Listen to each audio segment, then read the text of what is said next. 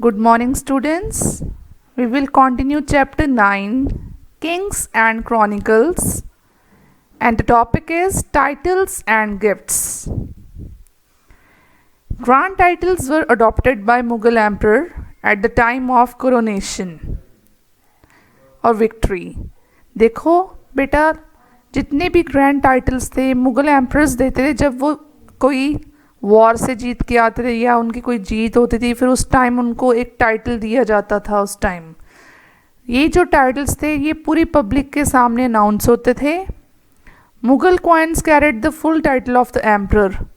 Mughal coins भी उन्होंने जब चलाए हैं उसमें पूरे एम्परर के टाइटल्स थे, जैसे कि अकबर के लिए शहनशाह। The granting of titles to man was an important expect.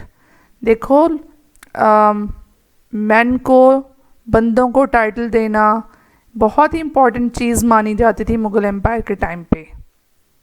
In the court any person identify bye there titles. Court में जब किसी को बुलाना होता था तो उसके टाइटल के हिसाब से बुलाया जाता था, जैसे कुछ भी लगा दो आगे, शहनशाह, अकबर या कुछ भी। The title Asaf Khan was given for one of the highest ministers in the court. एक टाइटल मिला था जिसका नाम था असफ खान। ये टाइटल मिनिस्टर्स में से सबसे हाईएस्ट मिनिस्टर्स जो होते थे उनको दिया जाता था। एक टाइटल था मिर्ज़ा राजा। ये औरंगज़ेब ने 2 हाईएस्ट रैंक ऑफिसर्स को दिया था, जैसे कि वो थे जय सिंह एंड जसवंत सिंह। ये टाइटल्स बंदा कमा भी सकता था या इसको ख़रीदा भी जा सकता था। अब हम गिफ्ट्स पे आते हैं। अ गारमेंट वोन बाय द एम्परर, उसको खिलत बोलते थे, वो भी अवार्ड के तौर पे दी जाती थी। कभी बार वो खुश होकर अपनी गारमेंट या अपना जो भी उसने पहना होता था उसको गिफ्ट के तौर में दे देता था। एक गिफ्ट था सरप्पा, उसमें क्या क्या आता है, कुर्ता आता है, पटका आता है, टर्बन, सैश, ये भी गिफ्ट के तौर में ये चीज़ें दी जाती थी। Jewelled ornaments were often gift as a gift by the emperor. देखो ज्वेलरी वगैरह भी वो एज अ गिफ्ट देते थे एम्परर, खुश होके कभी अपनी चेन दे दी या कुछ दे दिया, ये सब चीज़ें। All right, next is the imperial household. देखो बट बेटा, the term harem is refer to domestic world of the Mughals. ये जो वर्ड है हरम, ये उनके घरेलू परिवार के लिए यूज़ किया गया है मुगल्स के। ये कहाँ से आया? ये पर्शियन वर्ड था हरम, जिसका मीनिंग होता है सैक्रेड प्लेस। ठीक है, जिस सैक्रेड प्लेस होती है जिसको पूजा जाता है। मुग़ल हाउस होल्ड में बहुत सारे एम्परर्स की पत्नियाँ, उसके आस नियर डियर वंस, रिलेटिव्स, रिश्तेदार, फीमेल सर्वेंट, स्लेव सब आते थे। पॉलीगैमी उस टाइम प्रैक्टिस की जाती थी बड़ी बड़ी रूलिंग ग्रुप्स में, जैसे polygamy means 1 husband with so many wife. बहुत राजपूत और जो मुग़ल थे इनके रिलेशंस कुछ अच्छे नहीं रहे हैं, लेकिन शादी ऐसा तरीका था जिससे वो अपने रिलेशनशिप को स्ट्रॉन्ग भी बनाते थे और उनके आपस में अलायंसेस मीन्स कॉन्टैक्ट्स भी होते थे। और शादी में डॉटर, जब पिता अपनी डॉटर की शादी करता था तो गिफ्ट में उसको ज़मीन देता था, territory. In the Mughal household a difference was maintain between wifes. Obviously जो रॉयल फैमिली से आती थी उसकी वाइफ, उनको बेगम बोला जाता था, और दूसरी वाइफ्स को अगाज, जो रॉयल फैमिली से नहीं होती थी।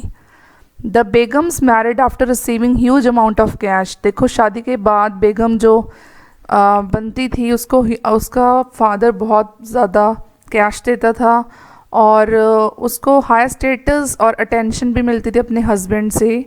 आगा को ज़्यादा नहीं मिलती थी क्योंकि वो रॉयल फैमिली से बिलोंग नहीं करती थी, लेकिन बेगम को मिलती थी। द कॉन्शिबेंस मीन्स अगच्चा। ये वर्ड है अगच्चा मीन्स रखैल। जो एम्परर्स की रखैल्स होती थी उनको ये जो स्टेटस है काफ़ी लो मिलता था। Understood? They all received monthly allowances in cash and gifts according to their status. जैसे भी उनका स्टेटस होता उसके हिसाब से उनको मंथली इनकम दी जाती थी, कैश में या गिफ्ट में। बहुत सारे मेल्स और फीमेल सर्वेंट्स थी मुग़ल हाउस होल्ड में काम करती थी।